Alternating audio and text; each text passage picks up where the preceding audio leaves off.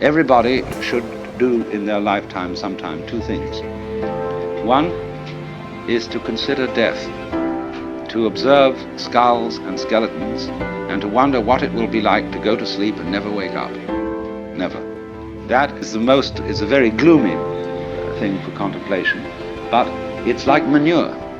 Just as manure fertilizes the plants and so on, so the contemplation of death and the acceptance of death is very highly generative of creative life. You get wonderful things out of that. And the other thing to contemplate is to follow the possibility of the idea that you are totally selfish, that you don't have a good thing to be said for you at all. You're a complete, utter rascal. Now, the Christians have avoided this, because although they say in their Episcopalian form of confession that we have erred and strayed from thy ways like lost sheep, and we have followed too much the devices and desires of our own hearts, too much. We have offended against thy holy laws. We have left undone those things which we ought to have done, and we have done those things which we ought not to have done. And there is no health in us. But it ought to be different. And we're going to do our best to amend with the help of God's grace. And that is a real con act, because if you equate health with genuine love and perfect unselfishness, then in that sense there is no health in us when we look at ourselves from this point of view. Now, when you go deeply into the nature of selfishness, what do you discover?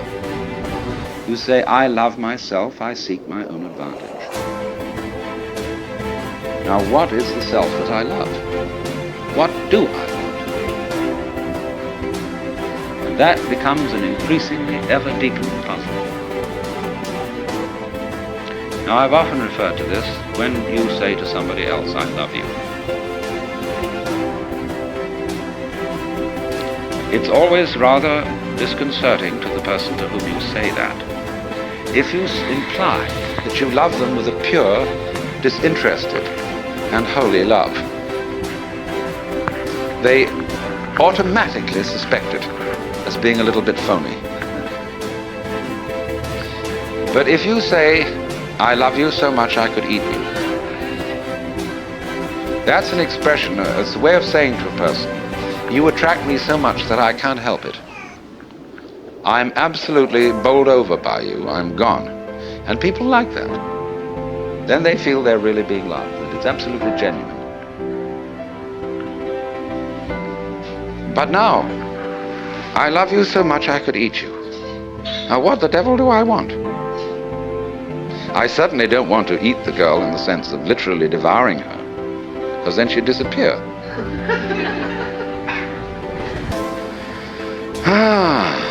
But I love myself. And what is me? In what way do I know me?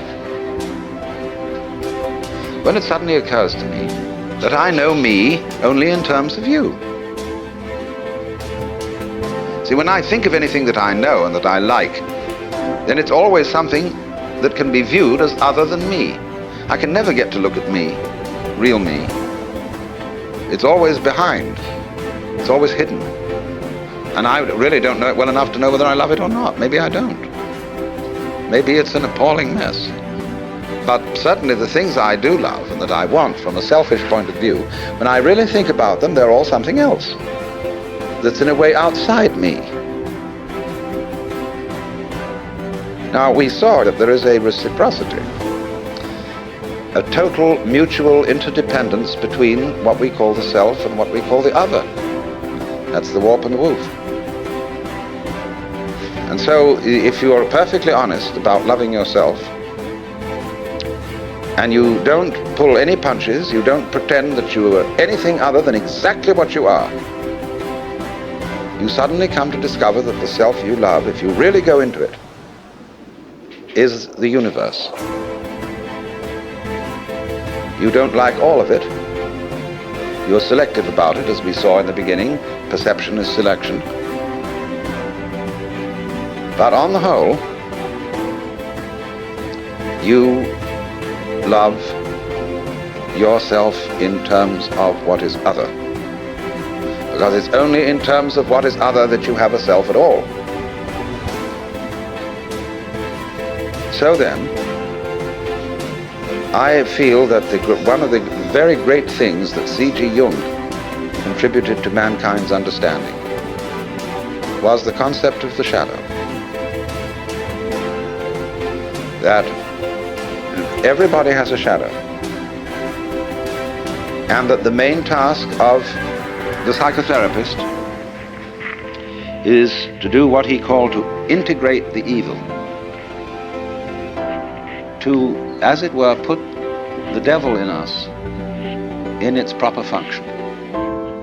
Because you see, it's always the devil, the unacknowledged one, the outcast, the scapegoat, the bastard, the bad guy, you see, the black sheep of the family.